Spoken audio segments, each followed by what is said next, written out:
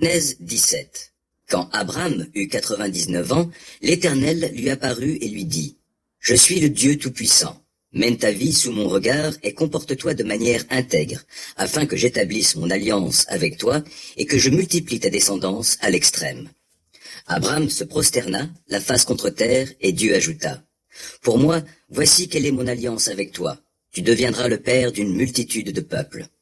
Désormais ton nom ne sera plus Abraham, père éminent, mais Abraham, car je ferai de toi le père d'une multitude de peuples.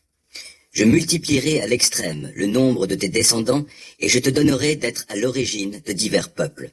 Des rois mêmes seront issus de toi. Je maintiendrai pour toujours mon alliance avec toi, et avec ta descendance après toi, de génération en génération. En vertu de cette alliance, je serai ton Dieu, et celui de ta descendance après toi. Je te donnerai, ainsi qu'à ta descendance, ce pays de Canaan, où tu vis maintenant en étranger. Il sera votre propriété pour toujours, et je serai le Dieu de ta descendance. » Puis Dieu ajouta, « De ton côté, tu respecteras les clauses de mon alliance, toi et ta descendance, de génération en génération. Voici quelle est mon alliance avec vous et avec ta descendance. Quels en sont les termes que vous devrez respecter. Tous ceux qui sont de sexe masculin parmi vous seront circoncis. Vous porterez cette marque dans votre chair, et cela sera le signe de l'alliance entre moi et vous. De génération en génération, tout garçon devra être circoncis à l'âge de 8 jours.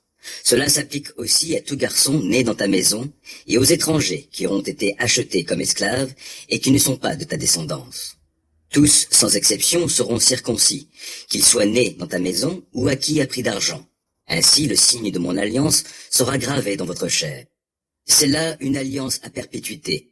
Celui qui n'aura pas été circoncis sera retranché de son peuple, parce qu'il n'aura pas respecté les clauses de mon alliance.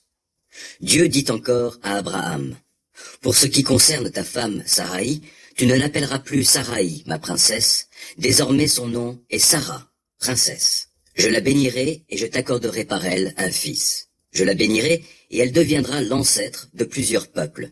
Des rois de divers peuples sortiront d'elle. » Alors Abraham se prosterna de nouveau la face contre terre, et il se mit à rire en se disant intérieurement, « Et quoi, un homme centenaire peut-il encore avoir un enfant? Et Sarah, une femme de 90 ans, peut-elle donner naissance à un enfant? » Et il dit à Dieu, « Tout ce que je demande, c'est qu'Ismaël vive et que tu prennes soin de lui. » Dieu reprit, « Mais non, c'est Sarah, ta femme, qui te donnera un fils.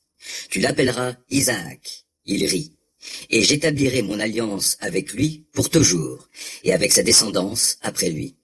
En ce qui concerne Ismaël, j'ai entendu ta prière en sa faveur. Oui, je le bénirai.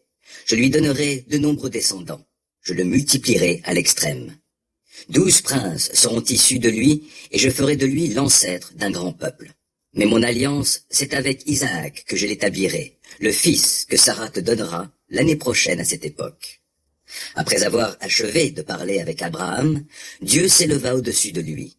Ce même jour, Abraham circoncit Ismaël, son fils, ainsi que tous les gens nés dans sa maison et tous les esclaves qu'il avait achetés. Tous les gens de sexe masculin qui appartenaient à la maison d'Abraham furent circoncis comme Dieu le lui avait ordonné.